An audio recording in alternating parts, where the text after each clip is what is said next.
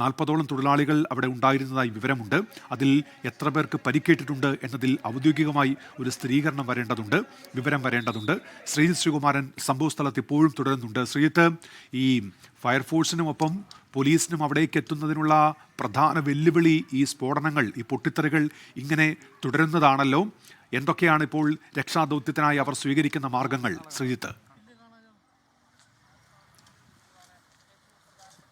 നേരത്തെ സൂചിപ്പിച്ച പോലെ 5 മരണമെന്ന ഒരു നമ്പറിലേക്ക് എത്തിയിരിക്കുന്നു. കാരണം നമ്മളാരും അത്തരത്തിലൊരു നമ്പറിലേക്ക് പോകരുതെന്ന് നമ്മളെല്ലാവരും തന്നെ കരുതിയിരുന്നു. പക്ഷേ ഇപ്പോഴും വീണ്ടും തീ പടർന്നു പിടിക്കുന്ന ഒരു സാഹചര്യമാണുള്ളത്. ഏതാണ്ട് ഒരു 12 പേരോളം ഇവിടെ നിന്ന് കൊണ്ടുപോകാൻ കഴിഞ്ഞിട്ടുണ്ട്. അതിൽ 5 പേർക്ക് ജീവനില്ല, അവരുടെ ജീവൻ നഷ്ടമായിരിക്കുന്നു എന്നാണ് പറയുന്നത്. ശരീരഭാഗങ്ങൾ പലതും ചിന്നിച്ചിതറിയ അവസ്ഥയിലായിരുന്നുവെന്നും ഇതിനകം തന്നെ പറയുന്നുണ്ട്. എന്തായാലും ഈ പാടത്ത് നിൽക്കുമ്പോൾ നമ്മൾ കാണുന്ന കാഴ്ച, രാവിലെ നമ്മളിൽ ചില മാധ്യമപ്രവർത്തകർ അവിടെ പോയിരുന്നു. മലപ്പുറം ജില്ലയിൽ നിന്നും എടപ്പാളിൽ നിന്നും ഒക്കെ ജോലി ചെയ്യുന്ന, ഇവിടെ വന്ന് സ്ഥിരമായി ജോലി ചെയ്യുന്ന ആളുകൾ വരെയുണ്ട്. നേരത്തെ സൂചിപ്പിച്ച പോലെ സ്ത്രീ തൊഴിലാളികളുണ്ട്. അവരെല്ലാവരും തന്നെ അവിടെ ജോലി ചെയ്തിരുന്നു. അവരെത്രത്തോളം പേർ ആ സമയത്ത് അപകട സ്ഥലത്തുണ്ടായിരുന്നു എന്ന കാര്യത്തെക്കുറിച്ചാണ് ഇനി വ്യക്തമാകേണ്ടത്. എന്തായാലും ഇപ്പോഴും ഫയർഫോഴ്സ് ഒരു ഭാഗത്ത് നിന്ന് വെള്ളം ചീറ്റുമ്പോൾ മറുഭാഗത്ത് വീണ്ടും സ്ഫോടനങ്ങൾ ഉണ്ടാകുന്ന ഒരു സാഹചര്യമാണ്. ഒരു ചേട്ടന്റെ പ്രതികരണം എന്താണ് ചേട്ടാ? എന്റെ മാമ ഇവിടെ സ്ഥിരം വർക്കിന് വരുന്നതാ, വേലായത്. എവിടെയാണ് വീട്? ഈ കുളത്തിന്റെ അപ്പുറത്താണ്. വിളിച്ചിരുന്നോ? വിളിച്ച ഫോണ് എടുക്കുന്നില്ല. അടിക്കുന്നുണ്ടോ? ഫോൺ അടിക്കുന്നുണ്ടോ?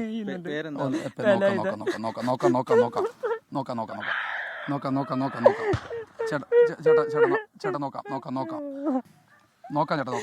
നമുക്ക് നോക്കാം. വേലായുധം എന്നാണോ പേര്? എവിടെയാണ് അദ്ദേഹത്തിന്റെ വീട്? അദ്ദേഹത്തിന്റെ വീട് തന്നെയാ ഈ കുളത്തിന്റെ അക്കരെയാണ്. രണ്ടാമത്തെ വീട്. വിളിച്ചു നോക്കിയിരുന്നു നമ്മള്? ആരും കണ്ടിട്ടില്ല എന്നാണ് പറയണത്. ഇന്ന് രാവിലെ ഇങ്ങോട്ടായിരുന്നോ വന്നിരുന്നത്? ഇല്ല, നമുക്ക് അവരെ കോണ്ടാക്ട് ചെയ്യാൻ പറ്റില്ല, മക്കളൊന്നും കോണ്ടാക്ട് ചെയ്യാൻ പറ്റില്ല. ഫോണിൽ വിളിക്കുമ്പോൾ കോണ്ടാക്ട് ചെയ്യാൻ പറ്റില്ല? ഇല്ല, കോണ്ടാക്ട് ചെയ്യാൻ പറ്റുന്നില്ല, ആരും കോണ്ടാക്ട് ചെയ്യാൻ പറ്റില്ല. അല്ല, നോക്കാം. അങ്ങനെ ഒന്നും പറ്റിയിട്ടുണ്ടാവില്ല. ഒന്നും പറ്റിയിട്ടുണ്ടാവില്ല. ചേട്ടൻ അവിടെ ഇരിക്കും. ഒന്നും പറ്റിയിട്ടുണ്ടാവില്ല. അവിടെ ഇരിക്കും. ഇത്തരത്തിൽ അപ്പുറത്തുണ്ടെന്നാണ് പറയുന്നത്. അദ്ദേഹത്തിന് കുഴപ്പമൊന്നും സംഭവിച്ചിട്ടില്ല എന്നാണ് പറയുന്നത്. അദ്ദേഹം തൊട്ടപ്പുറത്തുണ്ട് എന്ന് പറയുന്നുണ്ട്. അതുകൊണ്ട് പേടിക്കണ്ട, അപ്പുറത്തുണ്ട് എന്ന് പറയുന്നുണ്ട്. കുഴപ്പങ്ങളൊന്നുമില്ല, പേടിച്ചു പോയതാണ്, അദ്ദേഹം അപ്പുറത്തുണ്ട് എന്നാണ് പറയുന്നത്. സ്ഥിരമായി ജോലിക്കൊക്കെ പോകുന്ന ആളുകളാണ് എന്നാണ് പറയുന്നത്. പക്ഷേ കുഴപ്പമൊന്നുമില്ല എന്ന് പറയുന്നു. പേടിച്ചാണ് അദ്ദേഹം വന്നത്. അദ്ദേഹത്തിൻ്റെ മരുമോനാണ്. എന്തായാലും പോലീസും ഫയർഫോഴ്സും കൃത്യമായ രീതിയിൽ പോലീസും ഫയർഫോഴ്സും ഇടപെടൽ ഇപ്പോൾ നടത്തുന്നുണ്ട്. പക്ഷേ ചെറു സ്ഫോടനങ്ങൾ നേരത്തെ പോലെ സംഭവിക്കാനുള്ള സാധ്യതയുണ്ട്. അതുകൊണ്ട് തന്നെ അവിടേക്ക് എത്താനുള്ള ഒരു ബുദ്ധിമുട്ട് ആളുകൾ ഇപ്പോഴും കാണുന്നുണ്ട്. അവിടെ പൊതുപ്രവർത്തകരൊക്കെ വെള്ളമൊക്കെ അവിടെ കൊടുക്കുന്നുണ്ട്. കാരണം കുറേ നേരമായി കുറേ മനുഷ്യർ ആ മേഖലയിൽ നിന്ന് ആളുകളെ പുറത്തേക്ക് എടുക്കാൻ വേണ്ടിയുള്ള നീക്കങ്ങൾ ഒരു മേഖലയിൽ നടത്തിക്കൊണ്ടിരിക്കുന്നുണ്ട്. സ്വാഭാവികമാണ്.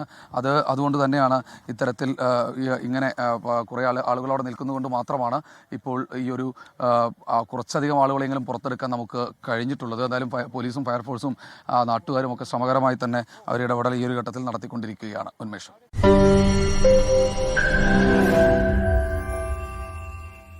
ലോകത്തെവിടെയായാലും ഏത് സമയത്തും 24 വാർത്തകളും ഓഗ്മെന്റഡ് റിയാലിറ്റി പാക്കേജുകളും എക്സ്പ്ലെയിനറുകളും വിശദമായി കാണാൻ ഞങ്ങളുടെ യൂട്യൂബ് ചാനൽ നിങ്ങൾക്ക് സബ്സ്ക്രൈബ് ചെയ്യാം.